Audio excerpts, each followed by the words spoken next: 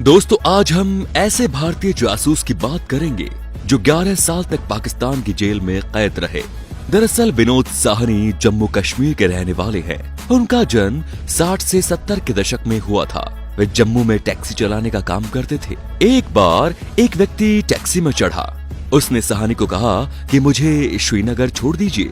पीछे बैठे बैठे उसने साहनी से पूछा कि भाई, दिन में कितने रुपए कमा लेते हो? तो साहनी ने बताया कि सारा खर्चा निकालकर 30-40 रुपए दिन के बच जाते हैं और यही हमारी रोज की कमाई है मियाँ। तो उस पैसेंजर ने आगे पूछा कि महीने का कितने कमा लेते हो? और साहनी ने बताया कि महीने के 300 से 400 रुपए कमा लेता हूँ। तो उसने कहा कि उसमें महीने का गुजारा कैसे चलेगा? विनोद साहनी बोले कि जैसा भगवान ने लिखा है उतना तो कमा ही लेता हूँ। तो उस पैसेंजर ने कहा कि भगवान ने कुछ नहीं लिखा, हमें ही लिखना पड़ता है। उसने आगे कहा कि तुम मुझे बहुत मेहनती लगते हो। मैं किसी डिपार्टमेंट में काम करता हूँ। मैं अपने सीनियर अफसर से तुम्हारी नौकरी के लिए बात करूंगा। हो सके तो तुम्हें सरकारी नौकरी मिल जाएगी। विनोद साहनी ने उस पैसेंजर से कहा कि आप तो मेरे लिए भगवान हैं, आप जरूर मेरे लिए बात करिएगा। फिर उस पैसेंजर ने कहा कि कल मुझे इसी समय पंजाब बॉर्डर पर मिलना। उस दिन साहनी की खुशी का ठिकाना न रहा। फिर अगले दिन तय समय पर साहनी उससे मिलने के लिए निकल पड़े। वहाँ पैसेंजर पहले से खड़ा था। उन्होंने अपना नाम मिस्टर दानी बताया और कहा कि मैं एक कश्मीरी पंडित हूँ। फिर वो साहनी को लेकर गांधीनगर निकल पड़े। गांधीनगर में किसी ऑफिस के सामने उन्होंने अपनी गाड़ी रोकी और मिस्टर दानी ने साहनी को कहा कि तुम बाहर वेट करो, मैं अंदर सर से बात करके आता हूँ। आधे घंटे के लंबे इंतजार के बाद मिस्टर दानी एक ऑफिसर के साथ बाहर आए। मिस्टर दानी ने ऑफिसर को साहनी से मिलाया और कहा कि यही वो आदमी है। उस ऑफिसर ने कहा कि इसे अंदर लेकर जाओ। थोड़ी देर वेट करने के बाद तीनों ऑफिस की गली में पीछे निकल पड़े। फिर ऑफिसर ने गली के पीछे से ही हाथ से एक सिग्नल दिया और एक सरकारी गाड़ी आ गई जिसमें तीनों लोग बैठ गए और एक सेफ हाउस में वे लोग साहनी को लेकर निकल पड़े। सेफ हाउस के बाहर जैसे ही गाड़ी रुकी, वो ऑफिसर उतरकर सीधा उस हाउस में चला गया। मिस्टर दानी और साहनी वहीं खड़े रहे। फिर एक गार्ड उस सेफ हाउस से बाहर आया। उसने सिर्फ साहनी को अंदर आने को बोला। साहनी जैसे ही अंदर घुसे, वो एकदम चौंक गए क्योंकि उस घर में बिल्कुल अंधेरा था और ऑफिसर सामने ही बैठा था। साहनी को देखते ही ऑफिसर शुरू हो गया और उसने इतनी देशभक्ति की बातें की कि साहनी सोचने लगे कि इससे ऊपर भारत में कोई देशभक्ति नहीं हो सकता। साहनी को उसने 2 दिन तक उसी सेफ हाउस में रखा। उसी शाम वहां 3 और ऑफिसर वहां आए और उन्होंने साहनी की पूरी आइडेंटिटी की। जितने भी भारतीय निशान थे, जैसे कि शर्ट की कॉलर पर लगे टैग जिसमें लिखा होता है कि कहाँ की सिलाई है और दुकान का नाम आदि चीजें हटा दी। साहनी जम्मू के थे तो उन्हें उर्दू बोलने में कोई दिक्कत नहीं थी। फिर मिस्टर दानी ने साहनी को बताया कि आपको मिस्टर चड्डा के अंडर में काम करना है। दानी ने ये नहीं बताया कि काम क्या करना है, बस यही कहा कि आपकी सरकारी नौकरी लग चुकी है। फिर अगली सुबह साहनी को मिस्टर चड्डा के साथ RS पूरा सेक्टर भेज दिया गया।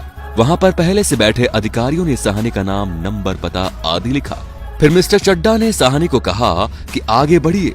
अब साहनी को थोड़ी शंका हुई तो साहनी ने मिस्टर चड्डा से पूछा कि मुझे आप कहाँ भेज रहे हैं? तो चड्डा बताया कि आप एक खुफिया विभाग में नौकरी पर लगे हैं जिसमें आपको दूसरे मुल्कों में जाकर सेवा देनी होगी और गुप्त रूप से रहना होगा। साहनी ने कहा कि मुझे ये काम नहीं करना। तो चड्डा ने कहा कि आप तो एग्रीमेंट भी कर चुके हैं। तो साहनी ने बताया कि मैं तो अनपढ़ आदमी हूँ। चड्डा ने कहा कि मुझे इस बारे में कोई जानकारी नहीं, मैं तो एक आम सा सिपाही हूँ। फिर चड्डा ने साहनी को समझाया कि आप में कोई ना कोई गुण है जो आपको ये सौभाग्य प्राप्त हुआ है, वरना मुझे इतने साल नौकरी करते हो गए, मुझे ये सौभाग्य कभी नहीं मिला। आपका दिमाग, आपकी अक्ल ही पराये मुल्क भेज रही है और आप भारत के लिए काम करोगे। उसके बाद साहनी मान गए। फिर साहनी को पाकिस्तान रवाना कर दिया गया। दरअसल साहनी को पाकिस्तान भेजना साहनी की एक तरह की ट्रेनिंग थी जिसमें साहनी को दिखाना था कि वो दिए गए टास्क को सही समय पर पूरा करते हैं या नहीं। साहनी ने सही समय पर सारे टास्क को पूरा कर दिया। उनको 3 बार पाकिस्तान भेजा गया और तीनों बार वो सफल हुए। अब जब साहनी को चौथी बार टास्क देकर पाकिस्तान भेजा गया, पर चौथी बार साहनी पाकिस्तान में पकड़े गए।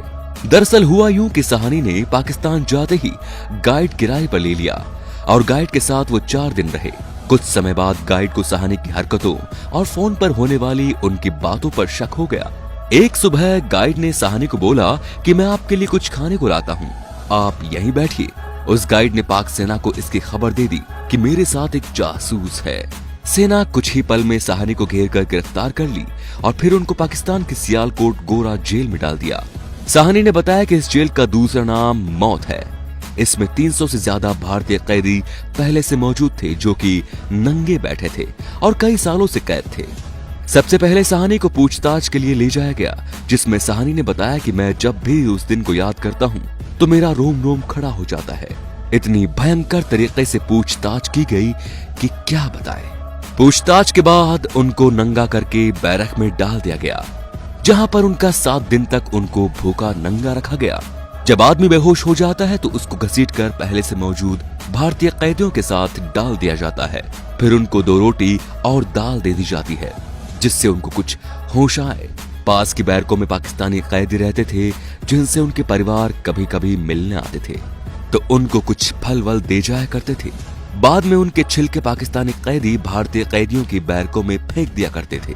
भारतीय कैदी इन छिलकों को इस तरह खाते जैसे कोई 5 स्टार होटल का खाना हो।